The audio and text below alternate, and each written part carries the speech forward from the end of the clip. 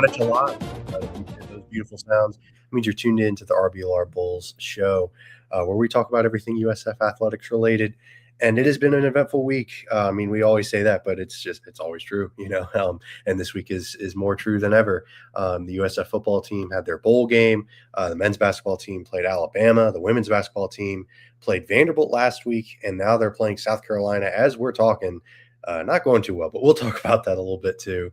And we'll get to some other stuff as well, as we always do with the USF show. But before we go any further, before we get started, I need to introduce my wonderful co-host, Mr. Jonathan Shields. How are you doing tonight, my man? No complaints here. We're in that weird kind of portion of, unfortunately, football is over. Still a lot of news to come via the transfer portal, but it feels like an unceremonious end to what was a fantastic season, which is kind of unfortunate. But we're going to get into a lot of it. The basketball team really impressed me last night, as we'll get into. And I'm not going to say I'm an expert on USF women's basketball, but South Carolina is like basically an NBA team. So Yeah, there's not much you can do there. right. Yeah. I don't want to. This is going to sound incredibly degrading of the USF women's team, and I do apologize, but it is almost as if like South Carolina is a Division I team, and then everyone else is kind of like Division II, especially with the way they've been playing against everyone. Like it's just been beat down after beat down. But we'll get to that a little bit later. Like you said, the football team played the Cure Bowl this week against Old Dominion. Didn't go so well. They lost 24-10. Very boring game. Byron Brown didn't play. He was the assistant coach, whatever the heck that means. So he was not in uniform. Gaston Moore was the quarterback. He's the Tennessee transfer. He's been around for a while. He's pretty much been a backup his entire career. He took one redshirt year at UCF, took 4 at Tennessee. And then Alex Golish needed a backup after Bryce Archie declared for the MLB draft. He didn't just declare, he got selected by the Cincinnati Reds. Gaston Moore stepped in, no Alex Golish at all, obviously, because he's at Auburn. And he didn't do too well, threw a couple of picks, also got hurt towards the end of the game. So kind of a bummer. But give me some thoughts on just the overall game and how, like you said, how much of a bummer it was kind of to end what was otherwise a pretty successful year. Yeah, it's unfortunate the way that it kind of all ended. I mean, I don't get the whole assistant coach thing for Byron Brown, but I'm not going to comment on that too much just because I don't have a lot of knowledge of the situation. I assume there's something, whether it's injury related or NIL related, happening there. I can't imagine being actually anything other than those two things. Right. And the injury kind of form factors into the NIL kind of side of it, which I get. Byron Brown's the guy that's going to get millions of dollars, maybe of dollars, if he does enter the portal, or even if he decides to stay. So would I jeopardize that to play in the staff DNA Cure Bowl? No. And it's unfortunate that we're at that place with bowl season in general. I mean, me and you are both young enough / old enough to remember when bowls used to matter. Like I remember when after the Gators won national championship in 2006, in 2007, I went to Orlando for the Capital One Bowl when Michigan beat Florida after Tim Tebow won the Heisman. And it was like a huge deal and it was a huge game. And we're just away from that now, which makes me sad. But I'll get off my soapbox and talk about the game because a lot of stuff that we saw throughout the season still kind of became evident. And a lot of young guys kind of made some plays. Good to see Christian Neptune have a big game. He kind of, I won't say slowed down, but he's a freshman. You don't expect him to produce a whole lot. But it was nice to see him. Jeremiah Kroger, obviously. Kaga had a big game.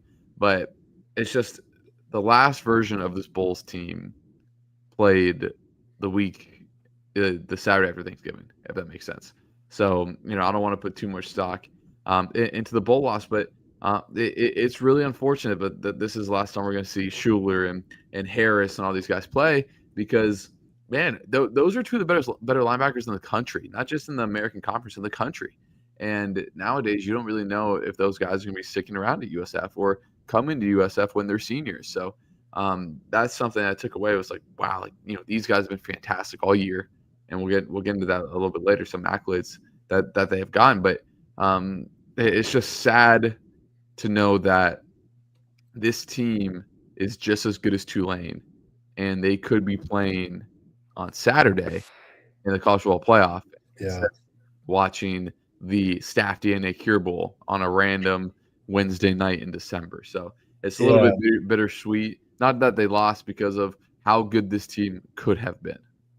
Yeah, man. And Wednesday evening, I wouldn't even call it night, at 5 p.m. in Orlando. Like, man, I was trying to go to that game, but at the same time, man, going to Orlando at 5 p.m., like, get the heck out of here. I'm not doing all that. So yeah, it was a tough one. It was definitely a tough hand to be dealt. And yeah, like you said, seeing Mac Harris and Jalen Schuler for the last time, and Deshaun Rucker, he got ejected for targeting, and it was Don't kind of love weird that. call. I was kind of frustrated by that too, because that's the way likely his USF career ends. Like, that's kind of a bummer. And Keyshawn Singleton, like, he was only 21 yards away from moving into second place, passing Marquez Valdez-Scantling. And if he got over 123 yards, he could have been the second bull ever to crack 1,000 receiving yards, and he didn't record a catch. So, yeah, kind of a bummer, because he had an outstanding season, and he's another guy, like you said, like Byron Brown and like a bunch of other guys who we'll get to. Could be his last time in a USF uniform, because he's Yeah. probably going to get a decent amount of money through NIL, whether, like you said, it's here or elsewhere. So yeah, a bit of a bittersweet end for sure, because it's nice to see these guys potentially, especially Mac Harris, maybe move on to the NFL level. But this is the last time that we're going to see a lot of these guys in a USF uniform. They had a bit of an older roster, so yeah, definitely a tough thing. But I did want to highlight some awards. Mac Harris won 2025, or was selected to the 2025 SIS Sports Info Solutions First Team All-American. He was just outstanding this year. I mean, we've talked about him a lot. He had over 100 tackles, 6 sacks, 3 forced fumbles, 2 picks, just really, really fun stuff. Then Byron Brown, he won the 2025 Hero Sports Group of 5 Offensive Player of the Year and First Team All-American in that regard.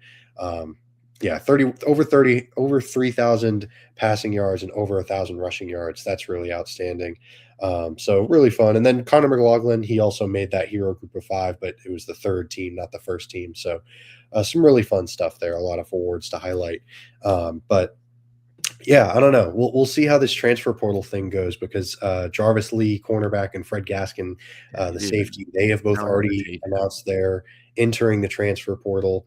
I don't know, Jonathan. Is this kind of going to be just more of an avalanche? What are your thoughts on USF being able to retain some of their players? Retain is going to be tough. I'm not going to act like I'm some expert on USF's NIL situation, but I assume it's not as big as the big boys. What I'm going to be looking at is like, okay, how many starters from USF's team are they going to like? What's a comparable team? Like maybe like TCU in the Big 12 or Sure. a school like that. I mean, that's probably a bad example because TCU was in the national championship a few years ago. But like Arizona, who's decent, right? They're a good Big 12 school, or like Cal, who again is an average, below average ACC school. Someone that USF could be comparable with in some of these things. That's what I'll be looking for. Now, if they go to a Big 10 or SEC school, you kind of understand it and kind of nod your head, and it's like, okay, which is unfortunate. That's the state of the world that we live in.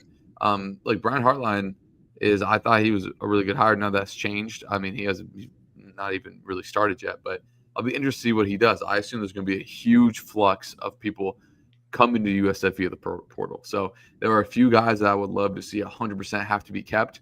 Obviously, unless you get some big time offers elsewhere, but you could see, like, I'm not gonna say 40, but kind of a ridiculous number of transfers coming in with the new head coach, getting in his guys. And again, this is a guy that's been an elite recruiter, probably the best recruiter in the entire country on any level whatsoever. So I'll be interested to see how that transitions to him as the head man recruiting not just wide receivers, which is what he did at Ohio State and other offensive positions, but can you go recruit a solid defensive tackle? Can you go replace Harrison Schuler at the linebacking core, right? Can you For go sure. get 2 defensive backs? It's great that you can recruit Jeremiah Smith at Ohio State, which is probably one of the 2 biggest brands in the country. Now Right. can you do that at USF, which is an up-and-coming brand with the stadium coming up, as Eureka hits us up here. He says the USF Board of Trustees Financial Committee unanimously approved 2 spending increases for USF athletics on Monday, another step in the university's aggressive approach to college sports' rapidly changing financial landscape. the BOT approved an internal loan of up to $22.5 million and $16 million in case increase for in-student athlete revenue sharing payments for the 2026-27 fiscal year, according to the USF Oracle. So that's another really interesting thing. Something I was glad I read that I was about to bring up. Next year starts the rev sharing, which obviously in the American it's not as big as the SEC or the Big Ten, but I'll be interested to see how USF allocates that money. I assume a majority of it will go to football. But look, out of the group of five, I can't name 2 or 3 more desirable spots in USF. And then if you start to kind of compare the lower end of the power conferences, I would put USF with those teams as well. It's just always tough when you're in a situation like this that if I'm the University of Texas, I'm like, you know what? I really want your corner. It's kind of wraps from there. You know what I mean? Yeah. So I'll be really interested to see what Heartline does in the portal because I can't overstate this enough. This is a guy that is an elite recruiter. So I'm excited to see what he does there. People are going to come and go. I mean, we're interested to see who comes in necessarily than who goes, unless it's some big time name, i.e., Byron Brown, that Alec leaving. Yeah, and we'll definitely talk about any other transfers that happen, any other guys that are saying, "Hey, I'm leaving," because yeah, like you said, if Alex Golish goes to Auburn and he's like, "Hey, I think we need Byron Brown and Keyshawn Singleton," they're gone. Like they're going to go to Auburn, they're going to get paid, and deservedly so, rightfully so. I don't know that happens. Obviously, we don't have any inside sources as to Alex Golish's plans or any of the plans of any of these guys really, but theoretically that could happen, and yeah, like I said, both of them deserve to get paid. Both of them deserve to move on to better things if the opportunity presents itself. But yeah, we'll just have to see. But some other news with USF football, they made some coaching announcements.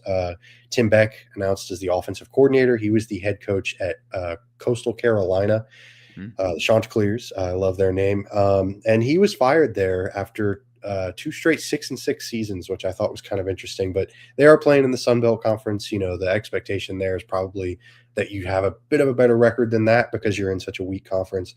So kind of interesting. But he was also the OC at Texas, specifically when they had Bijan Robinson.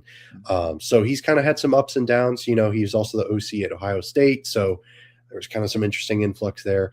And then they also hired a defensive coordinator, Josh Aldridge from Eastern Carolina, where he served as that in that same position.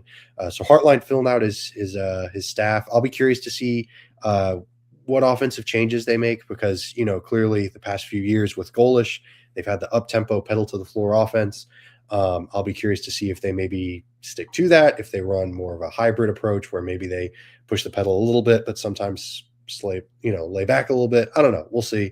But yeah, so we'll monitor that moving forward, and we'll talk about it moving forward throughout the rest of the transfer portal season, if you will, because it's open from January 2nd to January 16th officially. Obviously, there's a lot of nonsense that probably goes on outside of those dates, but that's the official dates. Big time tampering going on right now with. Oh yeah, 100%. It's pretty ridiculous, but yeah, no, it'll be interesting to see who comes and goes, and like I said.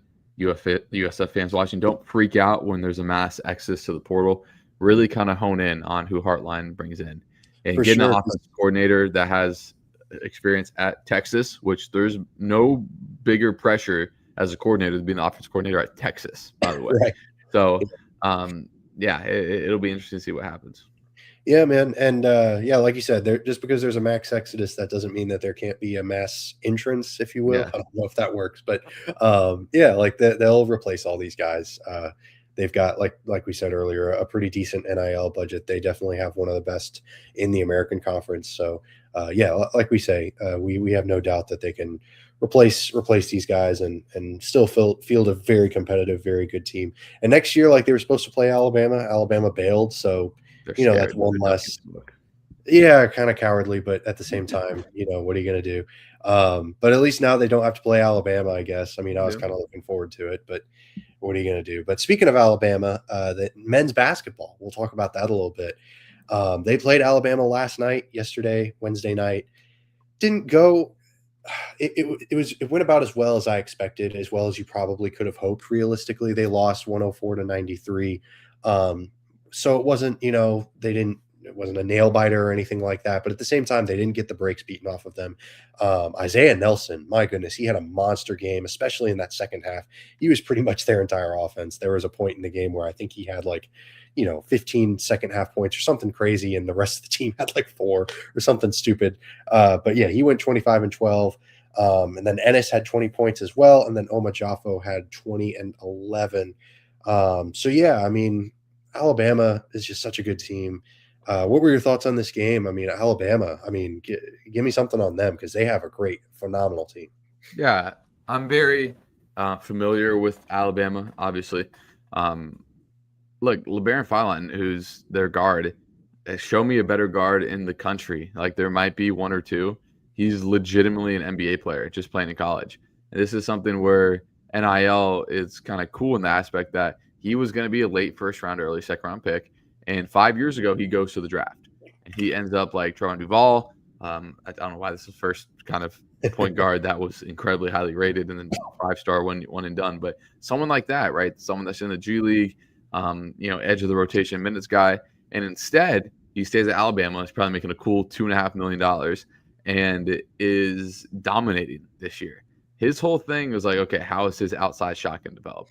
3 of 5 from 3 is pretty good. He's averaging over 22 points per game on 50-40, over 50% from the field, over 40% from 3. Like, Yeah. for my money, he's the best guard in the country. So it kind of is what it is at that point. You're playing against legitimately a guy that could give you rotational minutes in the NBA right now. Aiden Holloway, again, their backcourt is fun and dynamic. I mean, you can just tell it, 4 of 9 from 3. That's what he does. The thing with Alabama, and the reason why I don't think they're going to be very good this year, is that their front court is pretty bad. But it seemed like USF really can't expose that.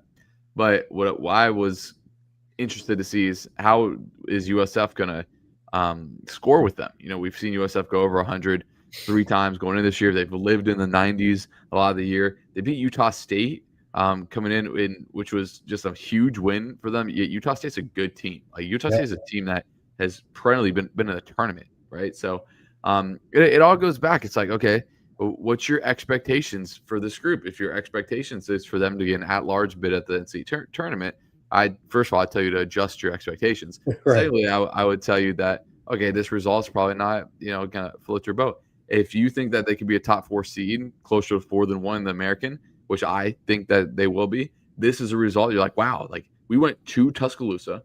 That's a tough place to play, and went toe-to-toe with one of the 15 best teams in the country.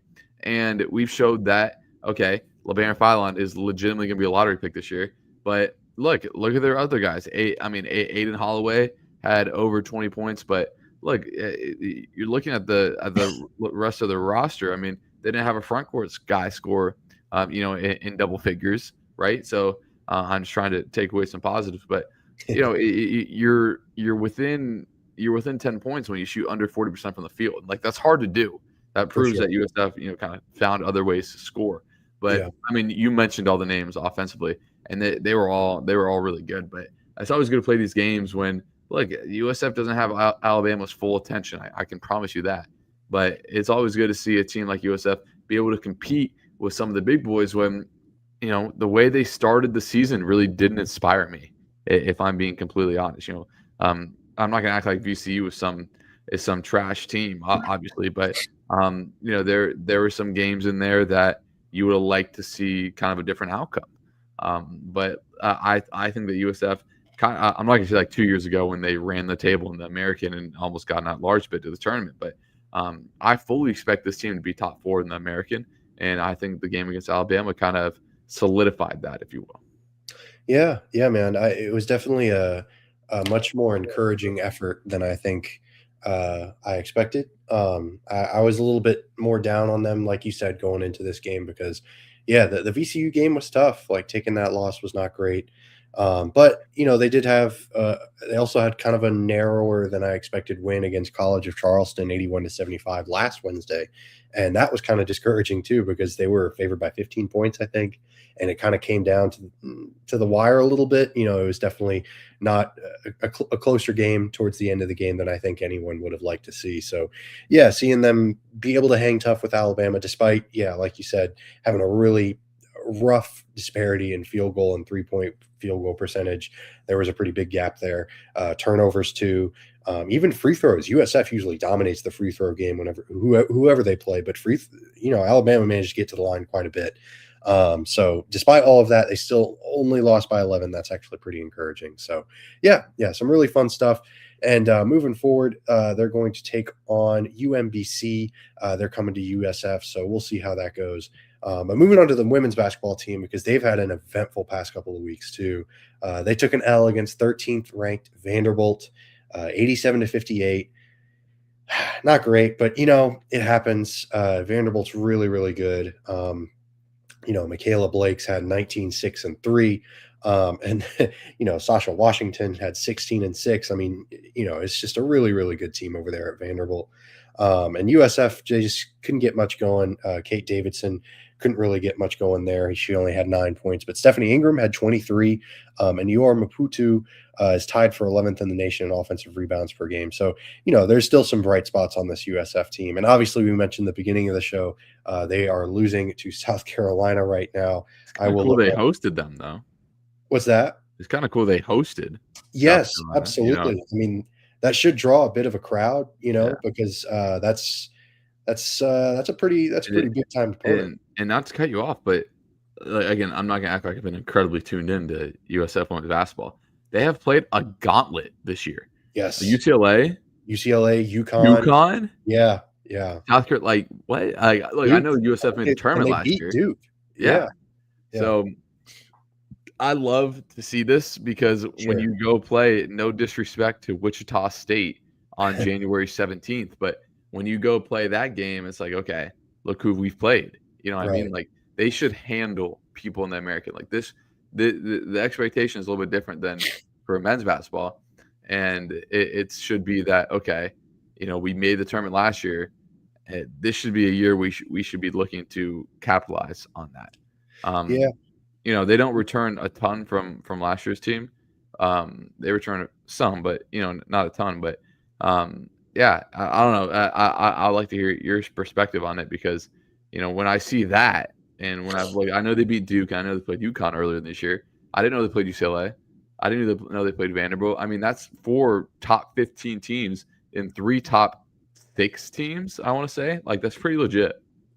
Yeah, man. I mean, they've got that interim coach in because Jose Fernandez left for the WNBA. So that's been really interesting to monitor as well.